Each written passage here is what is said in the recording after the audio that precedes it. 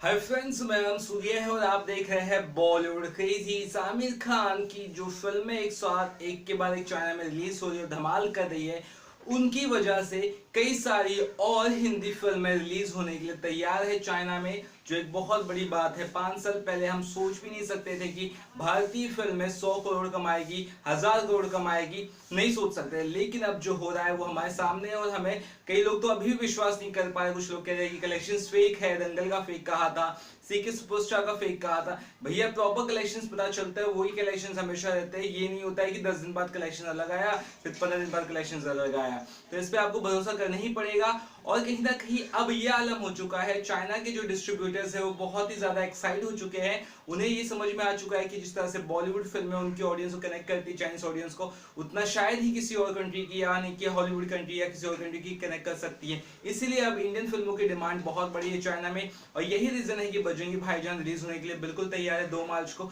उसके बाद कहा यह भी जा रहा है सुल्तान, और उसके बाद हिंदी मीडियम जैसी फिल्में रिलीज होंगी। यानी कि एक तरह से एक लाइन लगने वाली है भारतीय फिल्मों की चाइना में रिलीज होने के लिए। और साथ ही साथ 25% का जब रेवेन्यू शेयर मिलेगा तो यार कौन नहीं चाहेगा कि उनकी फिल्म रिलीज हो। और जो फिल्में पहले कुछ लाखों में बिक जाती थी, चाइना में डिस्ट्रीब्यूटर्स खरीद लेते थे, वो अब करोड़ों में बिकेगी। जी हाँ, ये खबरें हैं, क्योंकि वहां के जो डिस्ट्रीब्यूटर्स है उन्हें अब समझ में आ चुका है कि भारतीय फिल्में एक स्ट्रॉन्ग कंटेंट वाली फिल्में आजकल बन रही है, जो ऑडियंस को बहुत पसंद आने वाली है चाइना में।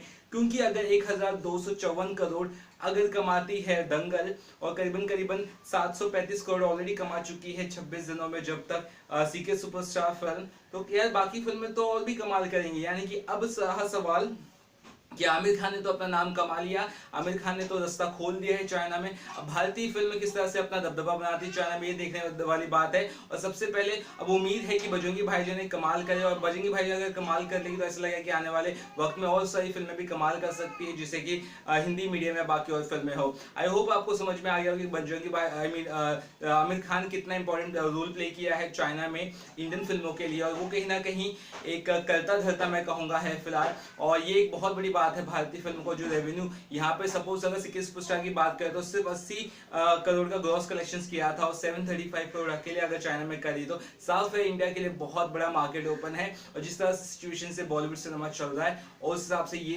बिल्कुल जरूरी था, ताकि इंडियन फिल्म कहीं ना कहीं तो काफी अच्छा प्रॉफिट पा सके। और आमिर खान उसके लिए बहुत ज्यादा उनको थैंक्स करना पड़ेगा। और अगर बजरंगी भाईजान रिलीज हो रही है, उसके बाद कई सारी और फिल्में रिलीज होंगी, तो उसका पूरा क्रेडिट आमिर खान को जाता है, इसमें कोई दो राय नहीं। कोई अगर ये कहेगा कि यार ऐसे कैसे, यार वो तो अपने अपनी फिल्मों का अपना नसीब होता है, खुद अपनी अपनी फिल्मों का नसीब होता है, लेकिन जो एक रास्ता दिखाया है चाइनीज डिस्ट्रीब्यूटर्स को, एग्जीबिटर्स को, वहां के ऑडियंस को आमिर खान ने, वो आप नहीं टाल सकते हो। और वो एक पाइवटल रोल हमेशा रहेगा आमिर खान का। उन्होंने 40 से 50 साल पुराना जो एक थॉट प्रोसेस था चाइनीज ऑडियंस का बॉलीवुड सिनेमा के लिए, वो पूरा का पूरा चेंज कर दिया है। पीके से, थ्री इडियट्स से, आई थिंक धूम 3 से, और 2 और फिल्में दंगल से भी।